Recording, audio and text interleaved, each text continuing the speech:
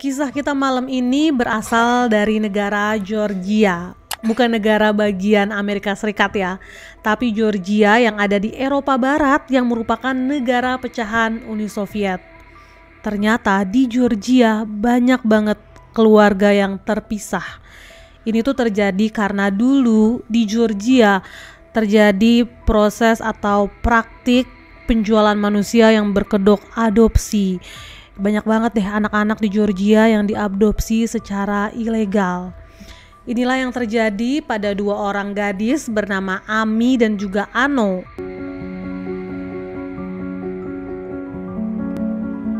Mereka ini anak kembar tapi terpisah. Waktu lahir, mereka ini dijual pada dua keluarga yang berbeda. Mereka bahkan gak pernah tahu kalau sebenarnya mereka ini anak kembar. Pada akhirnya di usia mereka yang ke-19 tahun mereka itu berhasil ketemu lewat media sosial. Nah, buat tahu kisah lengkapnya langsung aja ya kita rangkum bareng isi Google.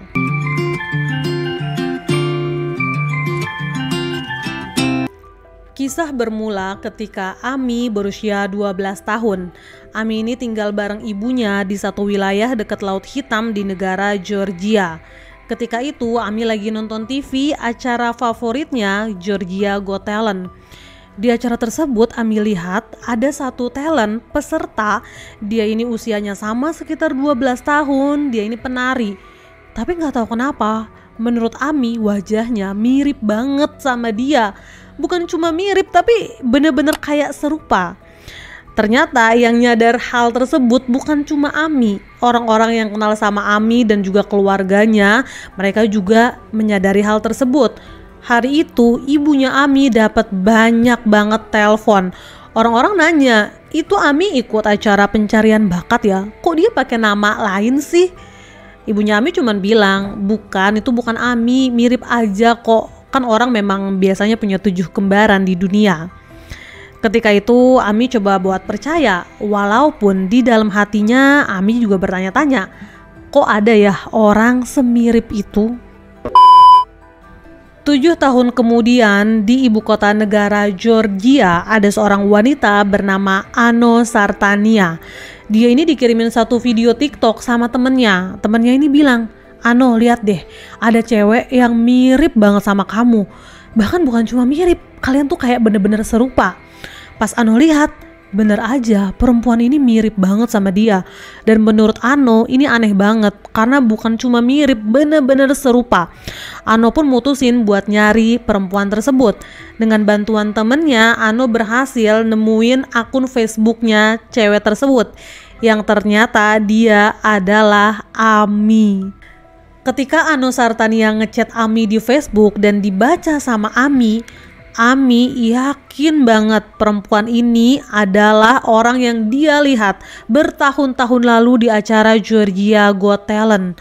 Belum juga Ano ngomong apapun gitu, Amy langsung bales chatnya dan dia bilang, aku udah lama banget nyari kamu. Ketika mereka ngobrol lebih jauh, Amy dan juga Ano sadar mereka ini punya banyak banget kesamaan. Mereka suka jenis musik yang sama, sama-sama suka nari, suka gaya rambut yang sama. Bahkan mereka punya penyakit bawaan yang sama, yaitu penyakit tulang. Bukan cuma itu, mereka juga menyadari kalau ternyata mereka lahir di rumah sakit yang sama, yaitu Rumah Sakit Bersalin Kirski yang ada di Georgia Barat. Tapi dari akte kelahirannya mereka tahu kalau mereka ini lahir di bulan yang berbeda. Mereka jadi bingung, kalau emang mereka ini saudara kembar, masa mereka lahir di bulan yang berbeda? Aneh kan ya? Amy dan Ano pun ngatur waktu biar bisa ketemu secara fisik. Setelah berminggu-minggu mereka chat-chatan, mereka pun janjian buat ketemu di sebuah stasiun metro di kota tempat tinggalnya Ano, di ibu kota negara Georgia. Dan ketika mereka berdua nih ketemu secara langsung, saat itu juga Amy yakin banget kalau dia dan Ano adalah saudara kembar. Karena ternyata mereka tuh benar-benar identik banget guys. Mukanya, postur tubuhnya identik sama persis. Bahkan suara mereka benar-benar sama persis banget.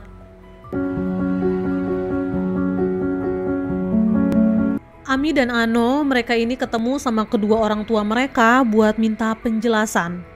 Di tahun 2022, untuk pertama kalinya mereka tahu semua yang sebenarnya tentang hidup mereka. Kalau ternyata Ami maupun Ano adalah anak yang diadopsi oleh keluarga mereka. Sebelumnya mereka berdua ini nggak tahu sama sekali. Ibunya Ami cerita, ternyata dia ini nggak bisa punya anak. Ketika itu ada satu temennya yang bilang ada satu anak bayi di rumah sakit Kirski yang gak diinginin atau gak dikehendaki gitu sama kedua orang tuanya, dan bisa diadopsi sama ibunya Ami asalkan ibunya ini mau membayar sejumlah dana untuk melunasi biaya rumah sakit dan juga biaya bersalin. Ibunya Ami mau karena dia tuh memang bener-bener pengen punya anak. Akhirnya diangkatlah Ami sebagai anak adopsinya. Ketika itu ya dikiranya ini adalah proses adopsi yang legal karena dilakukan di rumah sakit. Cerita dari keluarganya Ano nggak beda jauh. Ano juga diadopsi di rumah sakit Kirski dan ibunya Ano diminta untuk membayar sejumlah biaya yang mereka bilang cukup besar ketika itu. Tapi kedua keluarganya Ano maupun keluarganya Ami, mereka tuh nggak tahu kalau anak yang mereka adopsi ini adalah anak kembar. Ketika tahu kebenarannya, Ami dan juga Ano, mereka ini sedih banget. Bayangkan ya guys, selama 19 tahun mereka tuh bener-bener gak tahu apa-apa. Ternyata tanggal lahir mereka yang ada di akte itu palsu. Karena itu bukan tanggal lahir mereka yang sebenarnya. Nama orang tua mereka yang ada di kartu identitas mereka juga ternyata bukan orang tua kandung mereka. Walaupun sedih banget, di sisi lain dalam hati mereka, Ami dan Ano bilang ada rasa lega karena akhirnya mereka tahu kebenarannya. Ami dia tuh bertekad buat mencari tahu siapa ibu kandungnya. Dia pengen tahu kebenaran tentang hidupnya. Tapi Ano nggak mau. Menurut Ano, buat apa nyari tahu mengenai ibu kandungnya yang menjual mereka?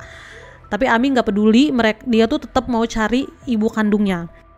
Ami nemuin satu grup chat di Facebook. Grup ini tuh tujuannya untuk membantu orang-orang yang lagi mencari keluarganya. Kayak misalkan anak-anak yang diadopsi dan lagi mencari orang tuanya, atau orang tua yang lagi mencari anaknya yang hilang. Cara kerja dari grup ini simple. Membernya cukup ceritain aja cerita hidup mereka, cerita mengenai keluarga yang lagi mereka cari. Dan member lainnya yang ngerasa kayaknya ada kesamaan atau ceritanya match, mereka bisa saling komunikasi lewat grup tersebut. Dan grup ini juga bakal ngasih akses buat melakukan tes DNA. Ketika itu Ami ceritain semua mengenai kisah hidupnya. Dan ada satu perempuan yang berasal dari Jerman bernama Aza. Dia bilang ceritanya mirip sama kisah yang terjadi sama ibunya. Aza bilang ibunya pernah melahirkan anak kembar pada tahun 2002 di sebuah rumah sakit bersalin bernama Kirski yang ada di Georgia Barat. Rumah sakit bersalinnya sama tempat Amo dan juga Ami dilahirkan. Ketika itu dokter dan juga suster yang menangani ibunya bilang anak kembar dari ibunya ini sudah meninggal dunia. Awalnya keluarga percaya, tapi bertahun-tahun setelah kejadian tersebut, rumah sakit bersalin ini tutup dan banyak banget kabar buruk mengenai rumah sakit tersebut yang dibilang menjadi praktek penjualan anak yang berkedok adopsi ilegal. Semenjak itu keluarganya Aza jadi gak yakin apakah benar anak kembar dari keluarga mereka ini udah meninggal. Melalui grup Facebook tersebut, Ami, Amo dan juga Aza ini ketemu dan mereka pun melakukan tes DNA. Dan ternyata hasilnya match sama. Yang berarti orang tuanya Aza adalah orang tuanya Ami dan juga Ano. Ibunya Aza pengen banget ketemu sama Ami dan Ano secara langsung. Ketika itu Ano dia tuh masih skeptis. Dia bilang apa yang diceritain sama Aza belum tentu yang sebenarnya. Bisa jadi ibunya ini adalah orang yang menjual mereka berdua. Dan kalau itu memang benar, dia gak mungkin menceritakan yang sebenarnya ke Ami dan juga Ano. Tapi Ami gak peduli. Dia bener-bener pengen ketemu sama ibu kandungnya. Dia pengen tahu yang sebenarnya langsung dari mulut ibunya. Pada akhirnya Ami dan juga Ano mereka datang ke Jerman dan ketemu sama ibu kandung mereka di Leipzig. Ibunya pun cerita ketika dia baru aja melahirkan anak kembarnya, ibunya ini sempat mengalami koma. Dia nggak sadar selama beberapa waktu. Dan ketika dia sadar, dokter dan juga susternya ini bilang anak kembarnya ini udah meninggal dunia. Walaupun sedih banget, ibunya ini percaya sama apa yang diomongin sama dokternya ketika itu. Dan beberapa waktu kemudian setelah akhirnya rumah sakit bersalin ini ditutup dan kabar mengenai rumah sakit bersalin ini tersebar kemana-mana, ibunya Ami ngerasa marah, tapi entah kenapa dia bilang di dalam lubuk hatinya tuh ada semacam rasa lega. Dia jadi yakin banget kalau anak kembarnya ini masih hidup. Dan ternyata semuanya terbukti. Ami dan juga Ano masih hidup dan bisa ketemu lagi sama ibu kandung mereka. Grup Facebook yang berhasil mempertemukan Ami dan Ano sama keluarganya di Jerman ini namanya Vetzep, yang artinya saya mencari dalam bahasa Georgia. Grup Facebook ini dibikin sama seorang jurnalis Georgia bernama Tamuna. Tamuna ini juga adalah anak yang diadopsi dan lagi nyari kedua orang tuanya.